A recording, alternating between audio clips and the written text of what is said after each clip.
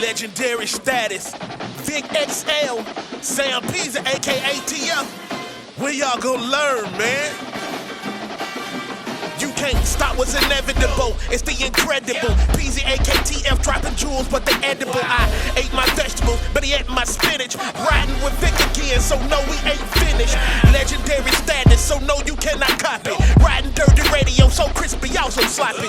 Instant to the street, so we know just what is needed. But keep it underground, staying down, cause we ain't greedy. This is where you find what is popping for the culture, where we keeping it all fresh and stay away from all the vultures. No scavengers here, just keeping it real. Vic got it out the mud, but it's still so clear. So sit back, relax, and just let us lead you. If you trolling for no reason, then we don't need you. It's VicXL, he can't be stopped. Riding dirty forever, the home of real hip hop. Ride dirty, dog, y'all can't harm. I'm living fly in the sky with the stars. Ride dirty, ride dirty, ride dirty, ride dirty. Ride dirty, dog, y'all can't harm. I'm living fly in the sky with the stars. Ride dirty, ride dirty, ride dirty, ride dirty.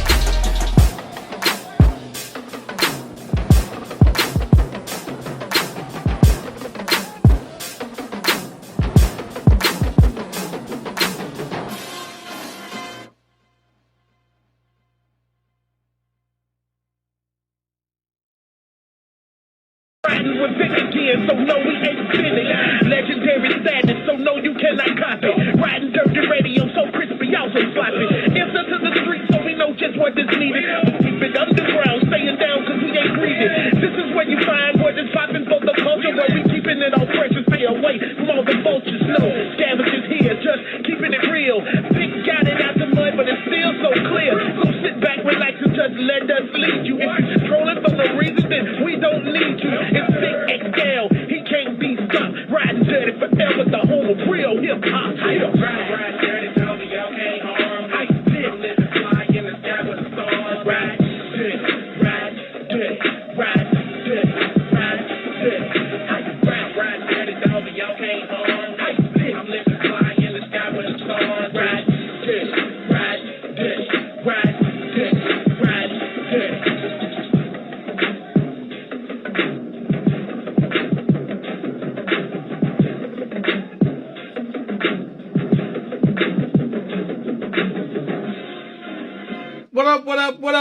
What up, world? It's your boy, VicXL, Riding Dirty Radio Show. Man, I want to start this entire show off with a moment of silence and a rest in peace to Memphis rapper Young Dolph, who was shot and killed earlier today in Memphis, Tennessee. All right, rest in peace to Young Dolph, and our prayers to his family and friends and those close to him. Hopefully everyone will do their best to get through these tough times, okay? All right, rest in peace, Young Dolph. All right, man, this is the Riding Dirty Show, where we bridge the gap between hip-hop and everyday life. I'm your host, VicXL. Definitely been holding down the overnight radio spot at WRFG 89.3 FM Atlanta from 3 a.m. to 6 a.m. every Thursday night, Friday morning. Please check me out.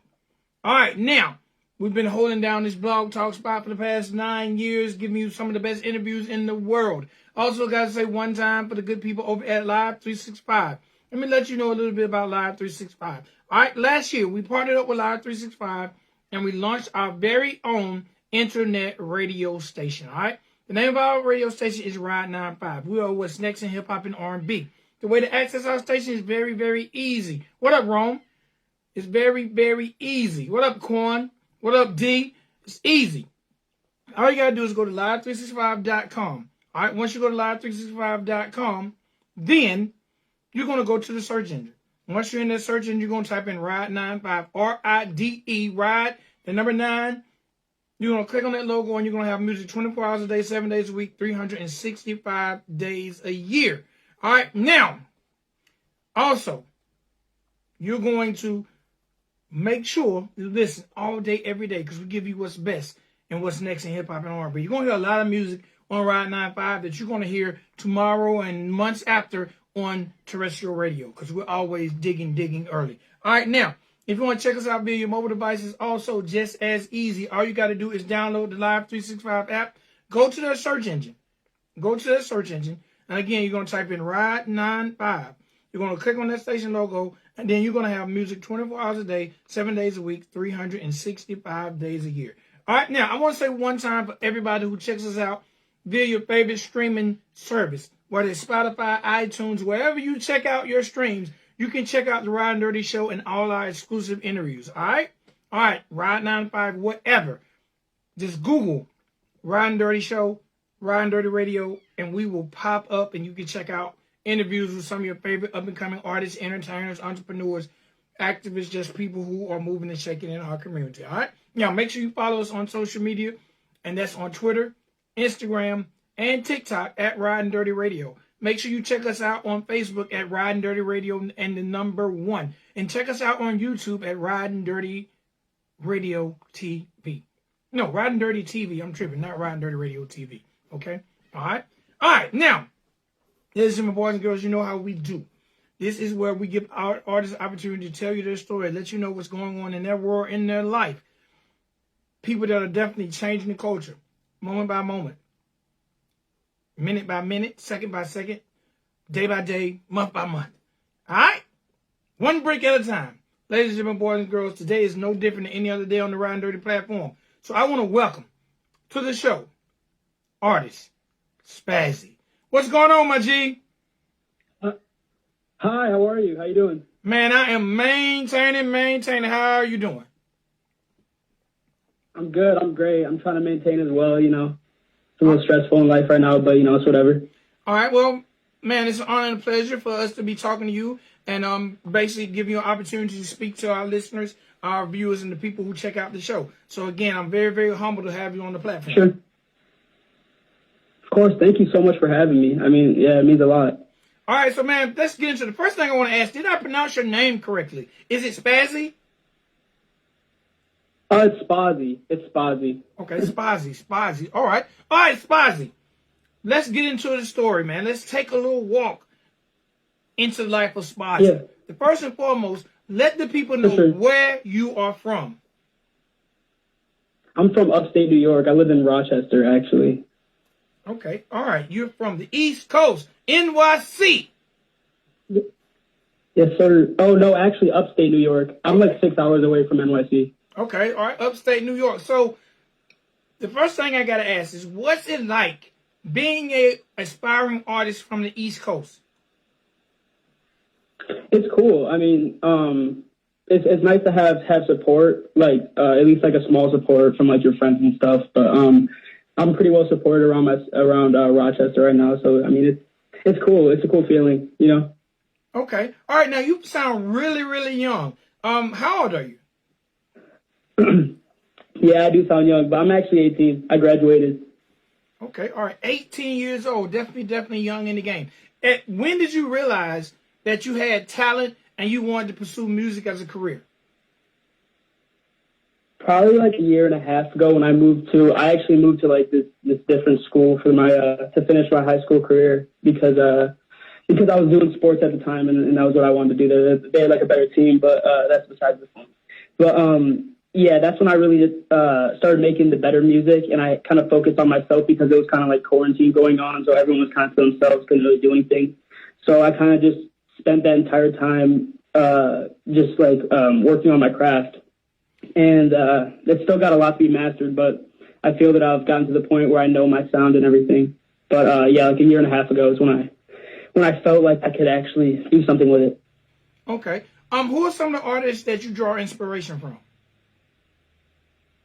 I draw two artists, the Kid Laroi and Juice WRLD. The Juice WRLD is my biggest inspiration. All right, who are those artists again? They make like Heartbreak music. The Kid Laroi's from Australia, and the Juice WRLD, and he's like starting to blow up right now. And Juice WRLD, he actually died a couple years ago at like 21. Yeah, I'm very familiar with Juice WRLD. Juice WRLD was legendary to his fan base. A lot of people said Juice WRLD was the Tupac of this era. Mm-hmm. Okay, now what makes you? Yeah, he was very talented. He could. What makes you draw inspiration from those two artists, especially? Because they're really relatable to the stuff that they talk about, and I can relate to the stuff that they talk about, seeing as how they're so young, And so obviously they're going through the same stuff as someone close to their age, like heartbreak and, you know, like depression, anxiety, things of that nature. Okay. All right. Now, you started a year and a half ago, but what was your main inspiration? I started about like 2 years ago, but it was like a year and a half. It was like 6 months in that I decided to actually take it serious.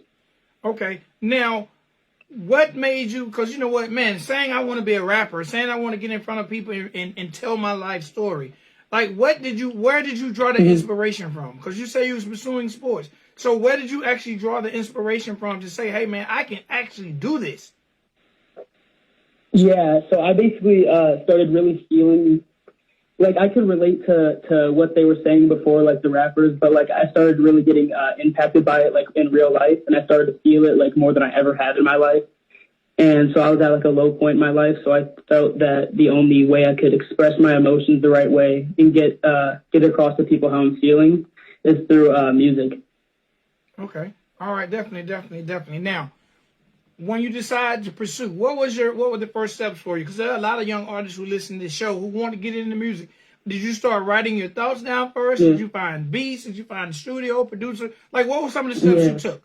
I connected with a few producers when I was like really small as an artist, and I didn't really have like any numbers or anything. And they helped me with beats and stuff. And then they helped me with beats. And then I had people helping me a lot. So, I mean, I don't know. Okay. Now, if you had to describe your style, like how would you describe Spazzy? I'm more of a heartbreak artist. I talk about the stuff that everyone wants, or the stuff that everyone wants to hear and doesn't want to hear, basically. I just talk about the dangers of heartbreak and what it can do to you mentally, and that's basically more my lane. I'm more of like a sad rapper. Okay, now I gotta ask, man, you're 18 years old, so where does this heartbreak come from for you? I mean, it was actually more like this year. It was more my starting my senior year. I started to go through a lot of things with girls, and I realized how bad and how hateful people can be. And I just kind of wanted to, you know, express how I felt through music. And I started feeling really bad mentally this year, just like randomly at random times when, and it was definitely because of the heartbreak or not heartbreak, but you know, girls playing with feelings, you know, usual. Okay, now, do you remember at what age you experienced your first heartbreak? Yeah, it was actually when I was 16. It was crazy. I'm actually going to say this was a girl. Her name was Alyssa, and I messed up. She was a really good girl. She was a really good girlfriend, and then I just messed it up. I kind of wanted to do my own thing, and then we argued and stuff happened. We broke up. But yeah, that was my first heartbreak. All right, now, did you actually write a song about Alyssa? I don't know. I think I might have. It's really old. It's probably like 2 years old. It was when I like first started. Okay, now, in experiencing heartbreak, how many of the females that you've dealt with that you've actually included in your songs? Like every single one of them. Yeah, literally like every single one, and they all know. So, what has been the reaction to some of these females when they hear this music? I mean, obviously, they think it sounds good, so they don't want to like hate on it because it actually sounds good. But they obviously have that place in their heart that's like, yeah, dang, he dissed me in a song, but it's like you did that to me, so I don't know. I think they're mad on the inside, but they won't say it. Have you ever had any of the females hear the music and want to work it out and get back together?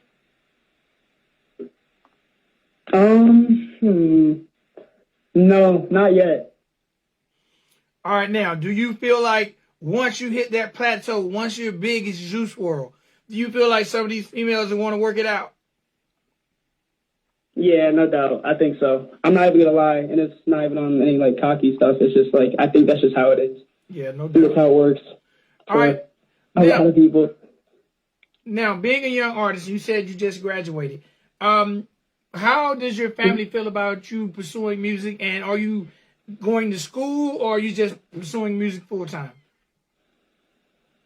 Yeah, so I go to college right now. I go to college, and then I do music at home. So I live at home, but I like going for college, and most of my classes are online. But my parents, they love my music. They think that I have a really good chance of making it, and they're really faithful in it, and they have a lot of hope in me in the long run of things. So they're very supportive of me when it comes to that. Okay, all right. Now, I'm not gonna lie, man. I checked out your video. I seen your image, and I definitely think you have the charisma and the look to make it in this game. Thank you so much. All right, now let's talk about the name Spazi. How did that name derive?